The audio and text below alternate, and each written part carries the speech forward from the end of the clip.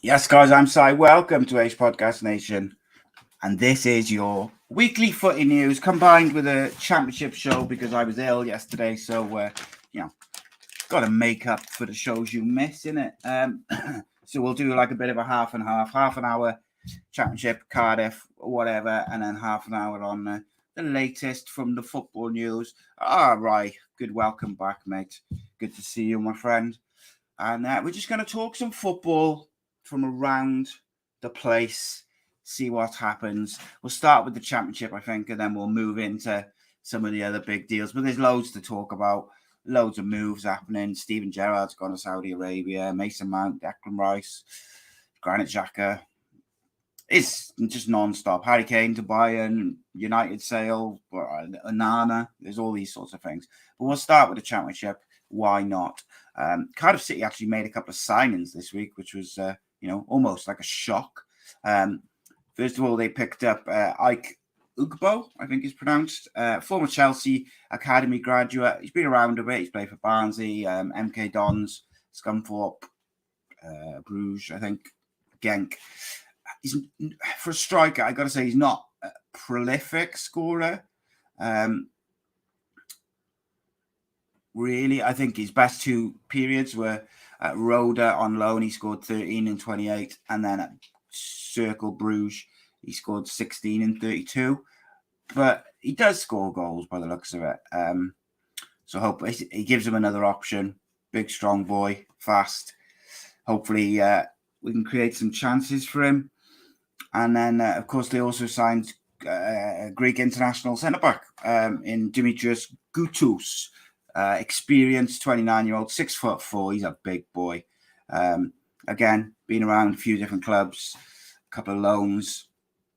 Represented Greece at all levels. He's only made three appearances, I think, at Greece, but for Greece, should I say? Sorry, but he was good enough to get in the side in 2021. He played a couple, and ultimately, it looks like an experienced choice. The manager's familiar with him. Manager knows him, so you got to go with that, I guess. And we did speculate whether he would go with kind of proven championship players, which were advised to him by the club, or whether they would go more with what he knew and trusted. Looks like he's going with what he knows, I think, but. Look, we'll obviously we'll wait and see. No confirmation on Aaron Ramsey yet, but I think look, he was at the Vale, pictured at the Vale quite openly on the day his contract ran out. So I think at this point it would be more of a shock if he didn't sign for Cardiff than it would if he did. But we'll wait and see, and obviously until it's confirmed, anything can happen. By all accounts, every man and his dog thought that Gareth Bale was coming in some form, and then right at the last minute he changed his mind and went to America. So you never know until it's signed, obviously. Good to see all the usual faces. Welcome. I am feeling a bit better. Still not feeling great, but I can speak today. Might be a bit nasally and stuff, but I can speak. Yesterday I couldn't. My throat was so sore. It was brutal. And of course, thanks to everyone who joined us on Monday for the show with Andy. It was great to be back with Andy, and great to we had a real good chat, good catch up, good mix of questions and stories and whatnot. It was good stuff.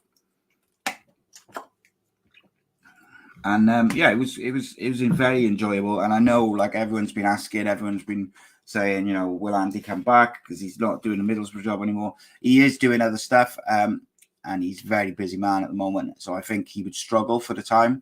But what I can say, without any shadow of a doubt, is he knows that the door's open. He knows that there's an option there, even with, obviously we've got other shows and schedule and stuff like that. We'd always make room for that and juggle a few things around. If it does come back, it might not come back as exactly the same as before. But hopefully one day it will be back in some form. Let's have a look what's been going on in the championship, shall we? I know Locklear has signed a new contract, which is technically not in the championship anymore, in the Premier League, but I'm glad for him, happy for him. He's been an exceptional servant, and he's a very good footballer. Obviously had the scare during the playoff final, which was a bit freaky. Middlesbrough made a signing. They signed Rav van der Berg from PEC Zwolle on a 4-year deal. Can't say I know a great deal about him, but Michael Carrick hasn't done much wrong since he's taken over. So I think be interesting. Also, I want to make mention of and send my condolences to obviously Millwall fans, and of course any friends and family of the Millwall owner who tragically died in a car crash earlier this week. Very sad. John Burleyson died from injuries sustained in a car accident after it hit a tree. Shocking. And you could see he was very well thought of by the reaction to the news. Like, it was really shocking.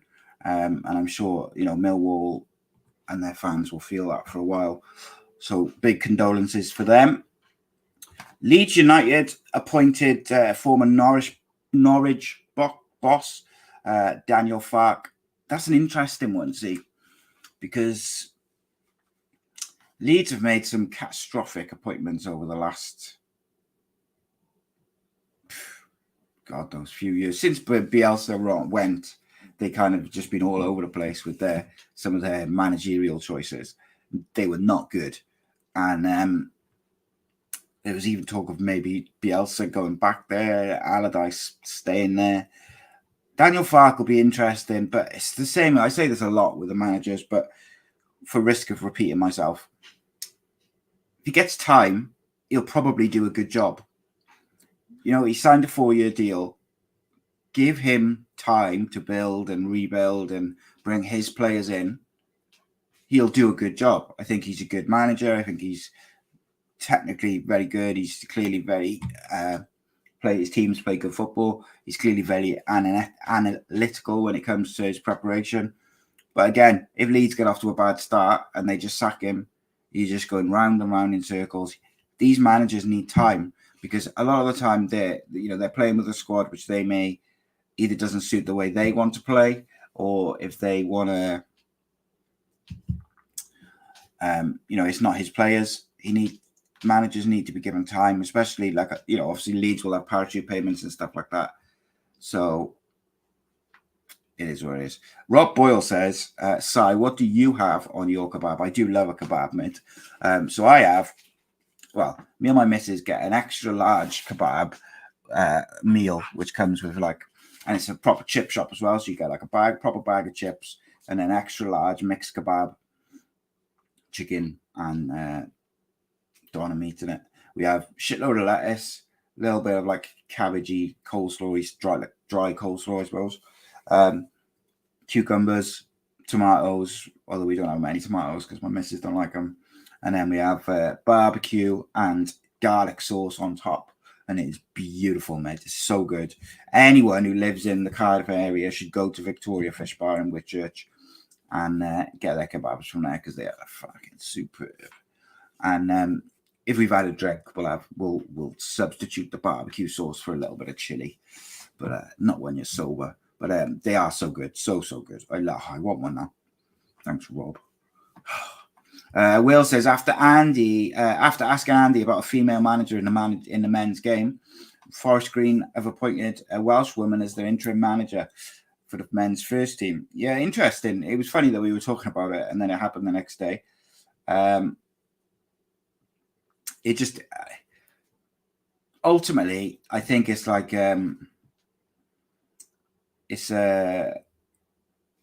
it's going to be a club to club thing, whether it works with a woman coming into men's teams, because quite frankly, it'll be in some one club it might work and they'll respect her and they'll listen to her and they'll be up for it and they'll just get on with it. And then another club, they might come in and the team might not have the same attitude. They might think they know more about football. It's just a thing which is there at the moment still, unfortunately. On women's football, let me ask you something. ITV announced their their team of pundits and commentators for the Women's World Cup, and all of them, I think, bar one, were female. Now, if that was the other way around and it was the male World Cup and they appointed all male pundits and commentators, I think that there would be uproar, whether you think it's right or wrong. But I just think sometimes the sexism doesn't work both ways, does it? But it is what it is, isn't it? Like, I'd gone back to the woman who's doing the Forest Green job. Good luck to her. I hope she succeeds. And I hope that it can bring about a change where just the best person for the job gets the job, whether it's a male or a female. I don't really care. It's if they're good enough to do it, are qualified to do it, and then if they do the job well, then good. Kelly says, my nephew asked me to do some coaching badges to help out, but it intimidates me, the men's game, even though I love the game and have a decent knowledge for it. Yeah, Kelly, exactly that. Like, you have a phenomenal knowledge for football, and you should be able to just do it, innit? But I understand what you're saying, and I think it takes a strong personality. Like, the lady who's gone in at Forest Green, she's going to have a strong mentality, because there will be people who will try and undermine her, whether fully or they will do it passively aggressively or they will do it on the sly. But 100% they will do what they're going to do, because not all people are nice, let's face it. But it is what it is. I wish her good luck. I hope she does well. At the end of the day, anything which makes sure that we don't see the same managers getting the same job is good for me. And on that note, Steven Gerrard's got to Saudi Arabia. Frank Lampard could still get a job, I bet you. Will probably have a job before Christmas. How? Like, how? So here's the thing for me, right? Say a top championship job comes up now, right?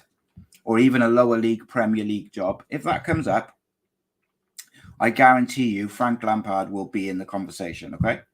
But Darren Moore won't get a look in, despite the fact that he's proven himself over time as a very, very good manager with a great reputation for being a great coach, etc. But then Frank Lampard has been shit. He's been shit in multiple jobs, and then he's shit again in the same job. But yeah, he will still get a job. Steven Gerrard, I did all right at Rangers. I could do a good job at Rangers or Celtic, to be honest, but whatever. It was shite at Villa. Like, I know people will go, oh, but he stared down the fans once. Oh, great. He was shit. Tactically naive and just average. There's much better managers around, and it's embarrassing that we end up having the same managers going round and round and round. We had it with all of Mick McCarthy and Sam Allardyce and all of them, and now we're going to have it with Gerrard and Lampard and a few others. I just fed up of it. Rye says, how do great players become shit managers? Yeah, it's a weird one, isn't it? Because, like, on paper, Steven Gerrard, you look at it from the outside, John Terry, say, these players they played at the top level, regardless of whether you think they're as good as what people think, like me, because I don't. But I accept they played at the top level. They had some great moments, some great seasons. They were very good footballers. Not world class, but they were very, very good. And they looked like their personalities should translate to being good coaches or good managers at least. But for whatever reason, it doesn't translate. And then you've got other people, managers and coaches, who didn't play the game or certainly didn't reach like a high professional level, like Jose Mourinho, who've gone on and been very successful managers.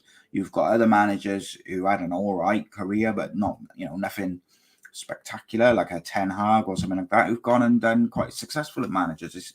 It's very strange, but I think ultimately it comes down to your skill set, your mentality, and everything which goes, your preparation, your analytical skills, everything which goes into being a coach. It's very different to being a player.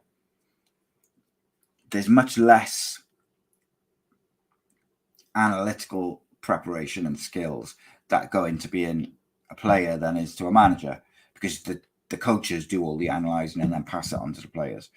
And then equally, a manager has to manage like 25, or say a squad of 25 different personalities, different people, and get the best out of them. A player on the whole may be slightly different if he's a captain, but generally speaking, only has to worry about himself. So I understand why, I understand the question. I understand why people, you can look at certain players and think, oh, they would make a good coach. Doesn't always translate. I always thought Roy Keane would be an awesome manager and didn't quite work out for him. I do think he fancies another go.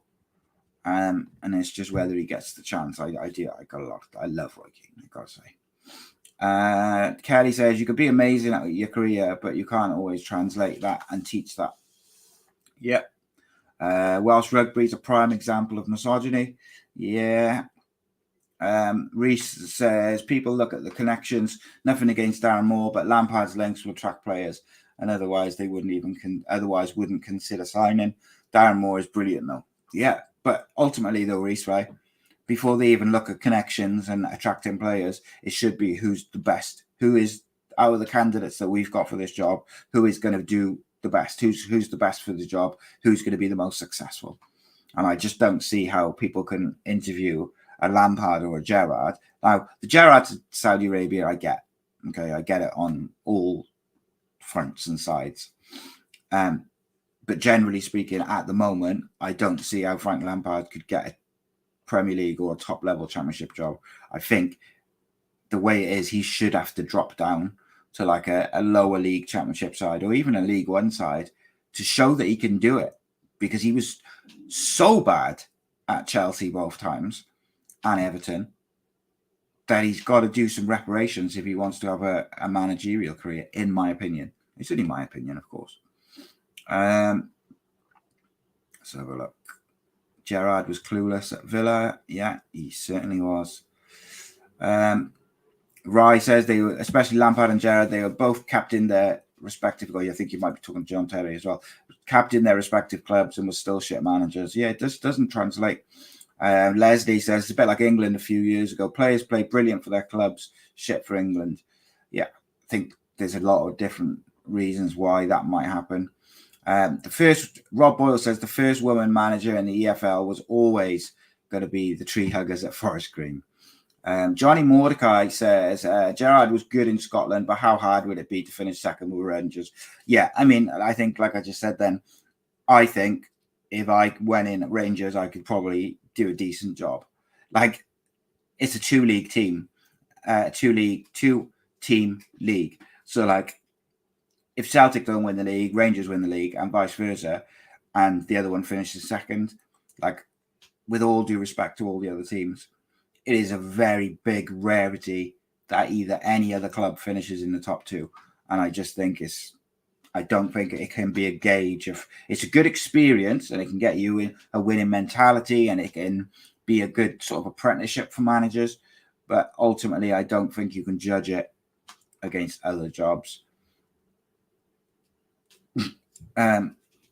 So yeah, it is what it is, isn't it? It's difficult. The championship's going to be wild this year. This like so competitive, and I'm kind of watching that Leicester team to see who they can keep and who they can get hold of, who they can keep, who they get rid of. Because for me, if they can just hold on to like one of their big hitters, like just like hold on to like Harvey Barnes or just one of them.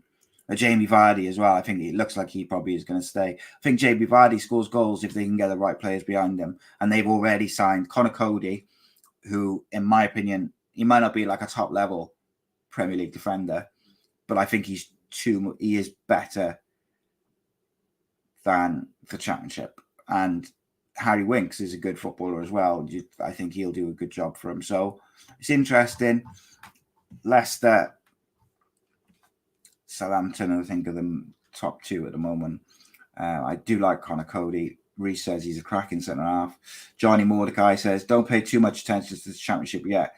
There's so much movement still happening. Yeah, it's difficult to judge, isn't it? Until kind of we get to a week before the season, it's very difficult to judge because there's so much movement, ins and outs. You just don't know who's going to be where.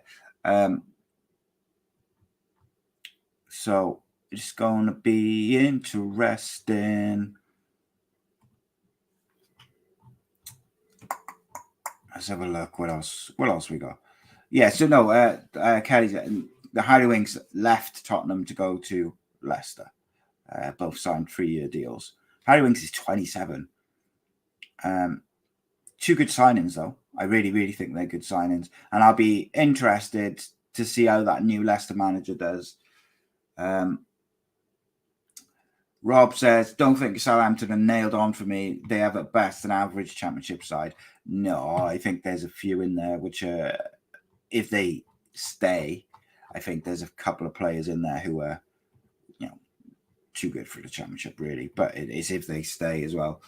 Enzo Maresca, that's the manager. He's going to be interesting. He is at Leicester. Let's have a look at the Southampton squad.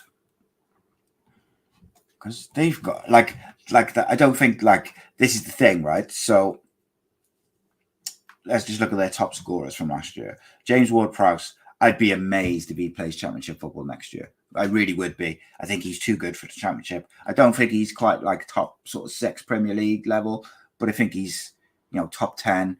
I think he'd be a great signing for Fulham, Brentford, Brighton. He could be a great signing for Brighton if Caicedo goes, and obviously they've lost McAllister. Great replacement for McAllister. He would James Ward-Prowse. Good fit, that feels like. Then they got Che Adams, picked up 10 goals in the Premier League last year. He'll do all right. Carlos Alcaraz, I think he's a good Premier League. He's a decent sort of Premier League, lower Premier League, top championship half. Adam Armstrong, good player, done it in the championship before. Theo Walcott, still do it to a decent level, so I think he'll be good in the championship. Stuart Armstrong, who else they got? Romeo Lavia. If they can somehow hold on to him, I think he'll be a massive part in Southampton doing well next year because he is quality. But there's a few big clubs sniffing around him, including likes of Liverpool and United. So I'd be amazed if he stays there. Rob Boyle says James Ward-Prowse be a good replacement for Declan Rice. I think that's a bit deep for him, mate. I think he's more of a McAllister, but maybe as he ages, you could see a change in where he plays and stuff. Leslie says that Gordon who plays for Newcastle who went from Everton is rubbish. Shite, he says. Yeah, I don't think he's great, mate. I've got to be honest, especially the amount of money they paid for him was insane, considering he'd only made a handful of appearances, really. Yeah, I'm not a fan. Seems like a bit of a dick as well, to be fair. Johnny Mordecai says Southampton have a decent championship players. They kept signing good championship players, but not all championship players make an impact in the Premier League. Yeah, mate, I agree. I think as a champ, Kyle Walker-Peters as well. He's too good for the championship, but he's also done it in the championship. And I think they have got a good core of the squad who have done it in the championship, and of that, they're almost got quite a few I look at which are a bit too good for the championship, or certainly the top end of the championship, lower Premier League standard. And I think that's why I think Southampton will do very well. It all comes down to how the manager fits. Reese says he's shocked that Jota left Celtic for 25 million to go to Saudi. He's 24. He was linked with a few Premier League clubs and European clubs before. Shame, won't really achieve much now. Thing is, though, mate, right? He's 24. He could go out to Saudi for a year, score a load of good, score some goals, make a shitload of cash, and then come back to Europe. And he's still only 25. Look, mate, if it was me, and I'm in 24 in my prime, coming off a really good season, I'm not going out to Saudi yet. But maybe some players, they're looking at it and they're looking at what happened with the China League, and they're thinking, well, maybe this money's not going to be there in 2 years' time. So if they're young enough, they can get it while it's there. And I'll never criticize anyone for chasing, a ridiculous amount of money, because it can set you up for forever, can't it? So it is what it is at the end of the day. Right, we're going to move from the championship and kind of more towards general football. There's been some interesting goings on first and foremost, today there's been some news. Granit Xhaka has left Arsenal for just over £21 million to buy Leverkusen. I think that was like a pretty bad kept secret one. Everyone seemed to know he was going. They've got in Declan Rice, and they've got in Havertz, who everyone seems to play in. Everyone seems to think Havertz is going to play in midfield. I said the other day I don't really get, but there we go. Reece says Saudi clubs don't need to sell due to the money, so they'll keep these players for the length of their contracts. So he'll be 28, 29 coming back. Not necessarily, is it? Like, if players are not happy, I think they can become disruptive, and it's easy. There's ways, isn't there? But I do accept what you're saying, I suppose. What else we got? Barnsley have appointed ex-Sheffield United defender Neil Collins as their new head coach. Look, I'm glad to see new managers being given a chance, young managers being given a chance. He's only 39. He comes in to replace what's his face, who's gone to the Jacks, Michael Duff. So good. I'm glad to see managers getting a chance. Is what I want to see. Johnny Mordecai says Arsenal look like they've downgraded their midfield. To be honest, Rice is extremely overrated, and Will Havertz actually work there, mate. It's what I've been saying for the last few weeks. Everyone is assuming, and bearing in mind, Declan Rice now is a £100 million player, so he got a lot of pressure on him. Everyone is assuming that Declan Rice is going to be the kind of final piece in the puzzle. He's going to be this great player for Arsenal. But I think, at the very least, I think it takes him a bit of time to bed in, because he's playing a completely different, even in the same position, his role is so different for an Arsenal to a West Ham, just in terms of where he is on the pitch. I think Declan Rice is better at carrying the ball and passing than people give him credit for. Like, he's not like useless, but for 100 million, I would just expect more. And I don't think there's any guarantee that he's able to do that role to the level he was able to do it at West Ham, because he was almost like an extra central defender at West Ham for a lot of the time. He was so deep. Arsenal play on the halfway line. He's gonna have to play with the ball a lot more. He's higher up the pitch, and if they're planning on playing Havertz as part of a three, I just don't know what to tell you. It's problematic, to say the least, because as far as I'm aware, Kai Havertz is not a midfielder. Like, I always thought of him as a striker, a second striker, or like a wide forward. I cannot see him. Like, Rice and Odegaard, I think, is a good start to a midfield. And then maybe Partey is the kind of rotation or the backup for Rice.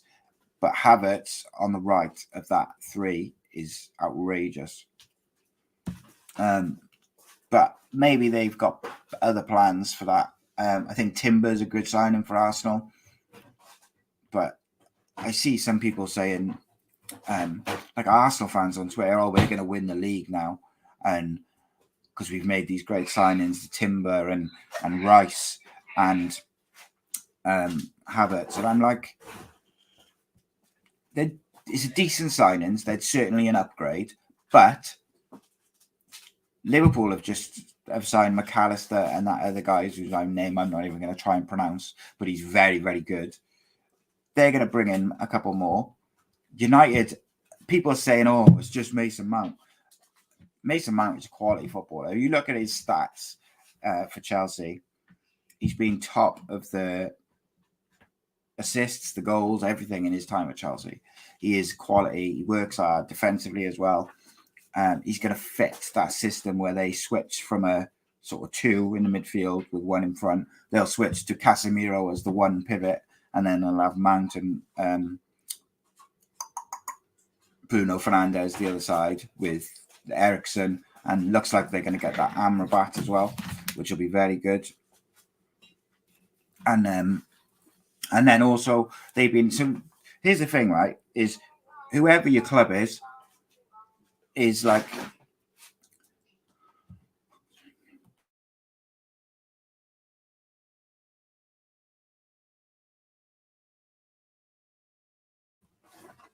Sorry about that, guys. Just had to tell my son off because he decided he wants to have a conversation with me while I'm talking to you lot.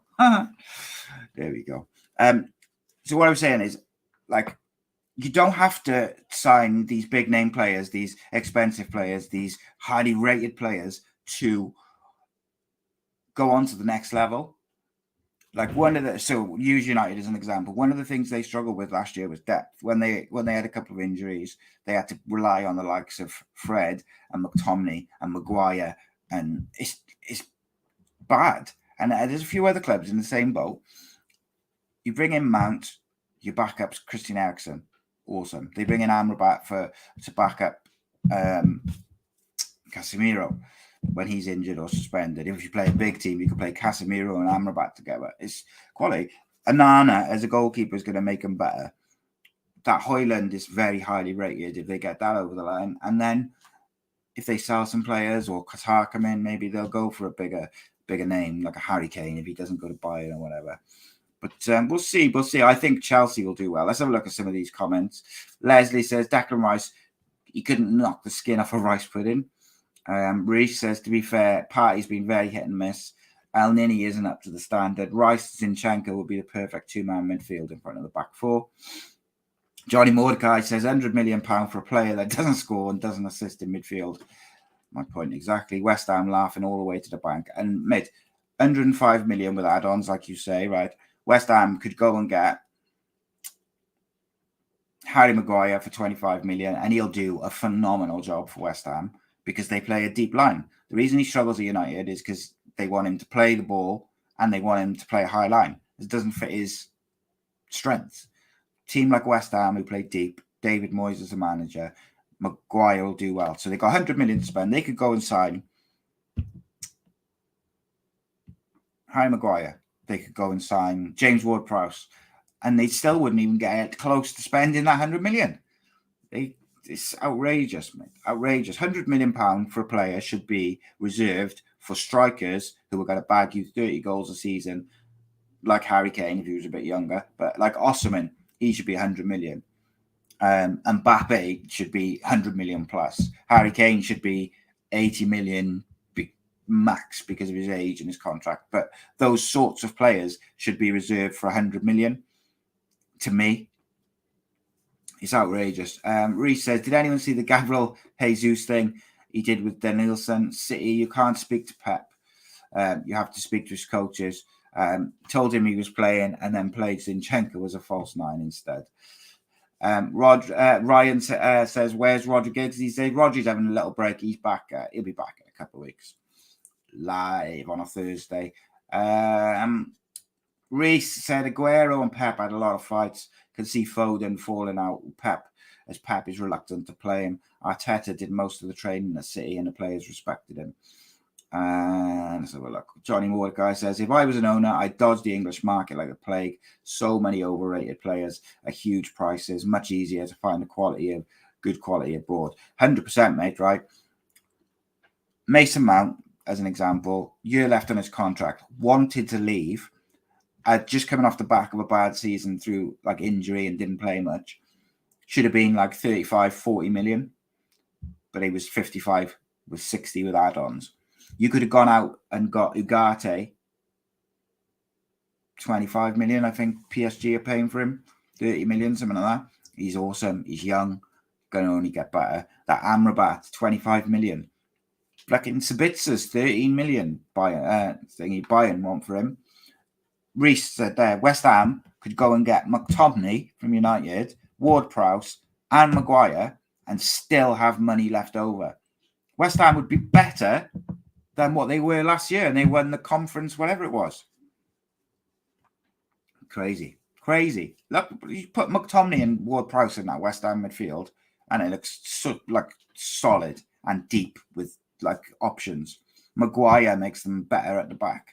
And they still have money to spend, and they'll still have their budget of whatever they had set aside for the summer.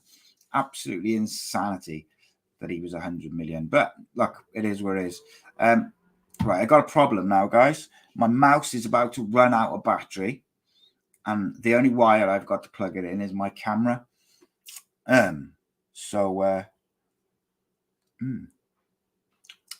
have to work out a little workaround for that. I might have to switch over to my phone, and yeah, well, we'll see now. What do you guys want to talk about for the last sort of 15, 20 minutes?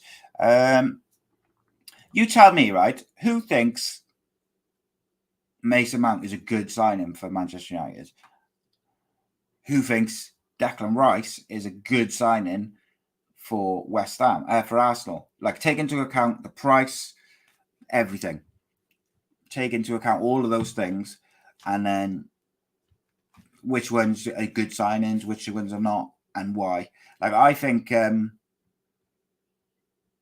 Rye says Mason Mount 7 is a great signing for United. Yeah, I agree. I think he fits everything which they're looking for. They wanted younger players to bring the average age down. They wanted a mobile midfielder who's technically good, who works hard, who creates, and he creates.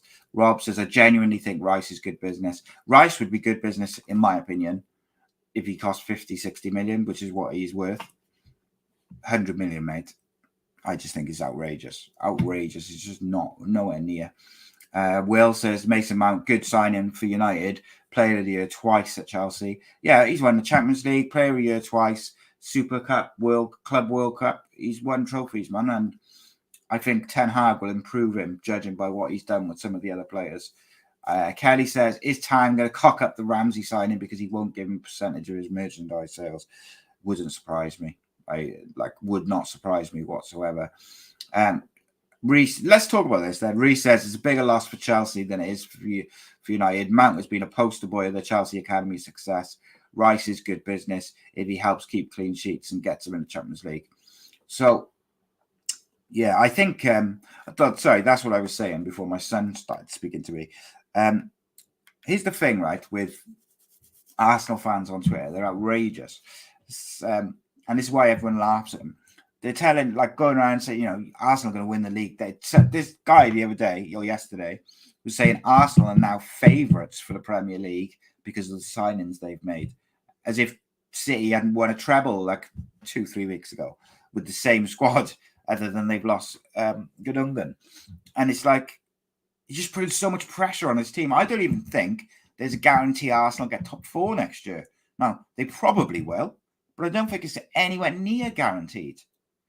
Because I look at the people who United are linked with, and yeah, they might not be the biggest names, but they fit the system and they strengthen the squad. And I just think that's going to make them better. And they were pretty good last year. Liverpool have made very good signings already. Jurgen Klopp clearly wants to be around for the rebuild, so they're going to be good. Chelsea cannot possibly be as bad as they were last year. Newcastle have signed Tonali already. It's a quality signing. They were good last year. It's who else they can bring in to really push on, because I think Newcastle were the side who probably benefited from Chelsea's and Liverpool's not doing very well. But I think they'll be there or thereabouts for the sort of top 4. Man City, they're going to strengthen. They already have strengthened. They're going to get better. It's like, there's no guarantee that Arsenal will be in the top 4 next year. No guarantee whatsoever. Going back to the Mason Mount and the academy thing, I think it's a massive blow for them, because they haven't had many players come through the academy over the years, whilst having many players out on loan. And I think it's tricky, isn't it? Because he's they've got flags and everything over him, so it's very difficult. I feel for the Chelsea, the genuine Chelsea fans. I do feel for a little bit. Guys, I'm just going to switch over to my phone before my mouse runs out of battery. But keep going. I keep talking. Chelsea are flapping over the FFP after last season, offloading loads, asking players to take pay cuts, and all that money last year wasted could screw them. But they've offloaded load to Saudi, haven't they? I talked about this the other week.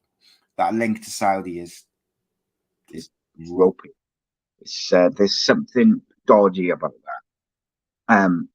Yeah, there's something not so good about that, in my opinion, because the Saudis having a bit of a investment in the Clear Lake investment company Chelsea just doesn't feel right. And obviously they've offloaded a load of those players, which I think has given them some breathing room. I I do do think they they still still need need some players. they You'll have have to ignore me. while I'm trying to sort this. With him. There we go. That's better. Yeah, it's turn me sideways. Like that. There we go. I apologize, guys. Mouse was gonna die, which would have created all sorts of problems with the old screen. Tonali is a superb signing for Newcastle. Absolutely superb. Rob Boyle says he's the marquee signing. Interested to see what they do from there. Yeah, mate. I think if they can sign a top quality centre back, like they were linked with Kim Min Jae as we United, and obviously he ended up looks like he's gone to Bayern. He's quality, mate, and that's what they need. They need a top quality centre back to go with what they've already got. And if they can sign a striker who's going to bag them goals, like they've got a couple of like young players forwards who can score some goals, but it's just whether they can get a bit of a marquee one in who guarantees them goals. They could be dangerous. Reece says the Tonali one has confused me. I haven't seen much of him. BBC report and some ex-footballers calling him the new Pirlo. Others saying he's the new Gattuso. Two very different players. He's really, really good. Like technically, he's got incredible vision, and also he's quite feisty. So I can see why they would kind of compare him to the two. But you're right; they're very different players. He's an Italian Declan Rice, says Rob, but he can pass a football. It's going to be interesting. I just think that if you're a fan of any of those kind of clubs, there's no guarantee you're finishing top four next year because it's impossible to predict how all those teams are going to do, other than Manchester City. I think they're the only one out of the, say, 6 or 7 or whatever. City are the only ones I'm 100% will be in the top four. I think if I was given my top four now, as it stands, so if I had to do it now as it stands without, players who look like they might come to certain clubs, my top four would probably be Manchester City, Arsenal, Liverpool, and United. But then Chelsea, Newcastle, Spurs. But then if Spurs keep Harry Kane, you never know, do you? What they can do. Because you've got a striker who's going to get you 20, 30 goals. If he's happy, but if he's not happy and he's still there and he's been forced to stay, will he down tools again? Will he stop training? Will he go on strike? All sorts of these different things can happen. You never know. Johnny Mordecai says, as of today, he would go with City, Liverpool, Arsenal, Newcastle. Yeah, that's a fair shout. If I was going on including players who look like they're going to go to certain clubs, like who look like they're going to go to Liverpool and United and Arsenal, and who else was it? And Chelsea as well. It might change. But I think Chelsea, if Chelsea get Casado and Diogo Costa as their goalkeeper, I think that's a big statement of intent. But Pochettino's going to have to get rid of a lot. Rob, look, it is what it is, mate. But I promise you, Ten Hag is the what made. He's such a good manager. That's why I think they'll do well, because I think. So Rob said, take your Rodri Giggs United blinkers off. United will make top four. Maybe they do. If they sign, like for instance, it looks like they're going to sign Anana. It looks like he's pretty much done. That Højlund, and then Amrabat will be the backup for Casemiro or play alongside him. I just think they've bought players who fit their system and have addressed the issues within the squad. And sometimes that's more important than the big name players. I also think if Harry Kane is still at Spurs in August, mid to late August, if Harry Kane is still there, I think United will go back in for Harry Kane. So it depends if he goes to Bayern, basically, because I think United will go back. I think they'll get Onana and Højlund now before the pre-season tour whenever that starts. And then I think they'll do more business at the end of the window when they've sold some players. It's interesting, Ahmed, because I think Liverpool are doing some phenomenal business. The McAllister and the other midfielder they signed, 2 quality players. And that addresses a massive issue that they had. Their biggest problem was their midfield was aging, shit.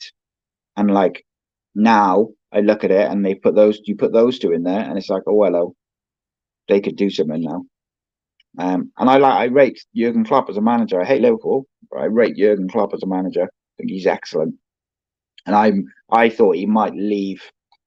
I thought Jurgen Klopp might leave and leave the rebuild to someone else. And I'm quite happy to see that he stayed, because I think him, Ten Hag, Pochettino, Arteta, Pep, Eddie Howe, I think they can all have a little bit of it's going to get a bit testy in there next year, because it's going to be close and they're going to be playing for Champions League and trophies, and it's going to be itchy.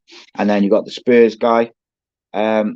Reece says, I don't know if this season's too soon, but Ange will get Spurs firing, I reckon. Mate, I can't have Spurs at the moment. They've got so much to address in their squad, and Daniel Levy just won't spend the money. So unless they sell Harry Kane for 80, 90, 100 million, I just don't see it. Maybe I'm wrong, though. I just can't handle looking at my chin. It makes me look like I'm like 50 stone. Johnny Mordecai says, I think United will try Greenwood, which could cause massive internal problems. There could both players and fans not be happy with what happened. Even though she dropped the charges, everyone knows what happened. So I talked about this a little bit the other day. I think the most likely thing to happen in that situation with Greenwood is he'll go on like a long loan, like a 2-year loan to Italy or somewhere. But I see a lot of United fans, generally the ones who are not based in the UK, kind of questioning why they're trying to sign strikers for ridiculous money when they've got one of the best young players, blah, blah, blah, blah. And they want them to try Greenwood, and they want them to have Højlund and Greenwood as the striking options. But I think you're right. I think it just, for the club, United, it's a no-win situation. Because if they bring him back, they're going to get pelters from everyone. And if they don't bring him back, they'll get pelters from everyone. It is what it is. I think that in most sense means send him out to Italy on loan and then address it in 2 years. Because you don't know what he's going to. He hasn't played for nearly, 18 months or something. So you don't know if he's ever going to reach the level he was at. So send him on a long loan for a couple of years to Italy. He's on a big 5-year deal anyway. So send him out on loan for a year, 2 years, whatever. Let it all kind of die down, because there'll be something else in the press. There always is. And then, if he's done well, you bring him back. And maybe there's not as much controversy. And if he hasn't really got back to that level, you let him go. Ultimately, I think if they try and bring him back now, like they have already, I think they announced today that he's not going to be going on the preseason tour, which to me would indicate that they're not looking to bring him back for this season, because I think they'd have got him on the preseason tour if that was it. But look, all the United fans who I know, like the local fans, the majority of them, not really interested. They don't want him to play for United again.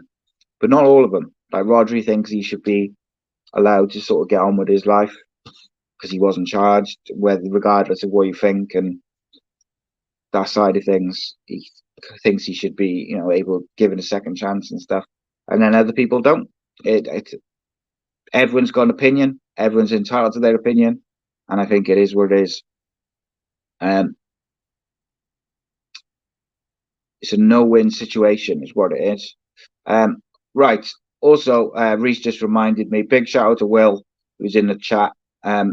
He's doing a walk over in Portugal. So it's called a Walk for Wits. And he's going out to Portugal in a couple of weeks' time for Cardiff City's pre-season. And he's walking between 50 and 80 kilometres from the venue of the first game to the venue of the second game, raising money for the Peter Whittingham Foundation. And I'm going to drop the Just Giving link in the chat on Facebook and YouTube now. Please do consider giving. It's a phenomenal charity. And of course, Will is one of our own. Does a lot of work with the Super 6 Prediction League that we do throughout the season. And I'm also going to drop a link to the Facebook group where he's going to kind of update everything and keep it all going. Please do join that as well. And support one of the boys, support one of the Ace Nation Army. He does a great job, raises a lot of money for charity as well through the, we try and help as well. Rob Boyle says Greenwood will fit in Saudi. I wouldn't be surprised if they offered him a deal, mate, a move, mate. Why wouldn't they? Premier League is going to be very tough next year. Well, I agree. And Johnny Mordecai says the English press love nothing more than nailing people to the wall. I don't think he'll ever be forgotten. No, I'm not saying that he'll be forgotten if he comes back in like a year or two, but I think the heat would be considerably less. And knowing that what United are like for PR and stuff, if they're going to bring him back, they won't bring him back until he does a TV interview. He'll do fucking Piers Morgan or something with his girlfriend sat next to him, and they'll show pictures of his baby when it's born, and they'll give it the full works. Of course they would, but I don't think he'll ever play for United again. I got to be honest, I just don't see it. But maybe I'm wrong. Maybe I'm wrong. Right. My throat is hurting now, boys and girls. The last 5 minutes or so, what should we talk about? Did anyone see what's her name? The female pundit. She's now on TalkSport. Is it Annie Aluko? So basically, she had a bit of a row with Paddy Kenny, and it was quite amusing. So if you didn't know, Annie Aluko basically, a couple of weeks back when Man City put a bid in for Rice, she went on TalkSport and said that Arteta had asked Pep to put a bid in to kind of speed up the deal or whatever shit it was. It was such a stupid, ridiculous take, which she still stands by now. So from what I can gather, Paddy Kenny kind of called her out on it and said it was bullshit or bollocks or whatever. And then she started DMing him loads of shit. And she was like big timing him. So I'll read you some of them because it's amusing. The first one's, "Hi Paddy, can't say I've ever seen you as a pundit get airtime. There's probably a reason for that. I disagree respectfully, but coming for former players who've been a pundit at the highest level for 10 years makes you look jealous and bitter." That's what she said to him. And not a great look, she says. And then she posted a link off Instagram where he's on a podcast and he talks about getting stoned. And she says, "Brilliant punditry talking about getting stoned. Amazing use of your airtime. Sorry, what podcast is this? Let me know when you're on TalkSport, ITV, BT, Amazon. I'll tune in and see how you use your airtime." So I don't know her. Can't say I spent a lot of time listening to her takes. I just happened to see the one about Pep or whatever. It was stupid, but she comes across as a bit of a twat there, I gotta be honest, in those messages. And like Paddy Kenny has just outed her with laughing emojis, and from what I can see, he hasn't replied to any of them, and she's just kept going and going and going. She comes across quite arrogant in that, I think. I mean, I don't know what you guys think, but she came across a little bit arrogant for my liking, and there she seems like a bit of a... I think she's a shit pundit, ultimately. There's much better pundits out there, both male and female. I just think she's a shit pundit, and that's why she's on TalkSport with Jamie O'Hara and some of the others on there. They generate clicks, not always for the right reasons. They seem to generate clicks for their stupid opinions rather than genuinely good takes, I don't know. Maybe I'm wrong, and maybe I shouldn't be so judgmental because I'm not massively familiar with her. But what I have seen of her, she seems like a bit of a twat. There was another DM that Paddy Kenny showed, which I'm just trying to find now because it was just as funny. But I don't know, like to me, she just seemed like a bit of a dick then. Like she was trying to like put him down because he did a podcast or whatever, and he's not on all the channels that she is or whatever. But like, so I'm not saying one way or the other. But is she on Talksport, Sky, all the rest of it because she's a good pundit, or is she there because she's a female and they want more female pundits? I'm not sure. I don't know. I'm not saying one way or the other. Like I said, I'm not hugely familiar with her work as a pundit. What I have seen of her wasn't very good, so I kind of switch off. So Paddy Kenny posted then another lot of DMs that she sent just after, and he said she's still coming for me with like a shocked face, and he says I think I need to block her as if I spoke to her like this, there would be hell on earth, and he's not wrong. So she carries on. What I said, we rise to Arsenal and City interest is exactly what happened. And if you were such a smart person, you'd be able to tell me whether it happened or didn't. And you can't. There's no hope for you. Keep going on platforms talking about being stoned on the pitch, you clown. You're allowed your opinion, but questioning why I get airtime only exposes you as a jealous idiot who can't get airtime himself. And when he does get airtime on God knows what podcast, he talks about getting stoned. Wow.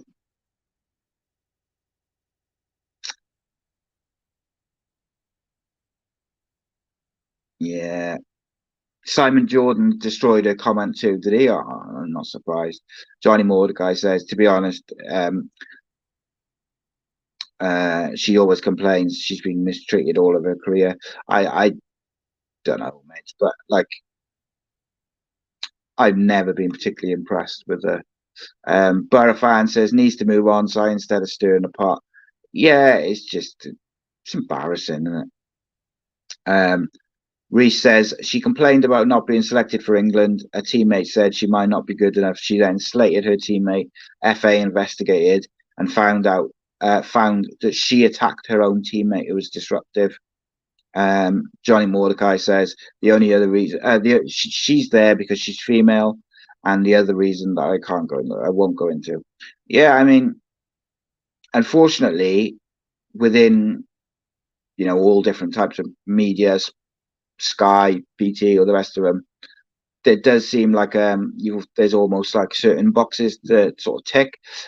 Whereas for me, I do want to see female pundits, and I want to see people of all different races and cultures and whatever. I want to see a variety of people on these shows, but I want the people that they have on there to be good at their job. What I've seen of her, I don't think she's a very good pundit. But there's loads of good female pundits out there who are well worth listening to. Is what it is, isn't it? It's the world we live in, unfortunately. But there we go. I just thought that was a fun way to finish because Paddy Kenny's funny, and he took it in the right way and just let her kind of go off and send him a load of quite insulting messages. And to be honest with you, right? Imagine that was the other way around. Imagine Paddy Kenny was speaking down to her and almost taking the piss out of her because he's on Sky and BT and Amazon and all these places, and she's not. Imagine the outcry and the uproar. What did I say earlier on about, like right at the start of the show, about sexism going both ways? It doesn't happen. Is that another example? I don't know. I'll let you guys decide that. Right. Guys, this Saturday, 12 o'clock, new episode of My Story featuring former Lincoln and Cardiff City striker Gavin Gordon. I had a real good chat with Gavin. It was really interesting one. He told some mad stories as well, one involving a gun, which was very unexpected, but it was good. It was real good time. I got a lot of time for Gavin. It was good. So we got that on Saturday lunchtime. Sunday on Facebook, Sugar and Silk, our boxing podcast, produced by Ace Podcast Nation with Ben Doherty and former professional boxer Michael Olajade Jr. And they have some cracking guests. If you're a fight fan, get involved in that. Then next week, Members Only Monday. If you're not a member, why aren't you a member? Sign up, patreon.com/Ace Podcast Nation. Literally the price of a cup of tea per month, and it keeps the channel going, and you get free content, or not free, you get additional content and all sorts of other stuff, rewards and what's not. Also dropped some new merch the other day, some Rodri Giggs merch, Rodri Giggs show merch. Loyalty's Dead is my favorite range of that stuff. Check that out. Don't know what it's referring to, but sure, if you press Google, you'll find out.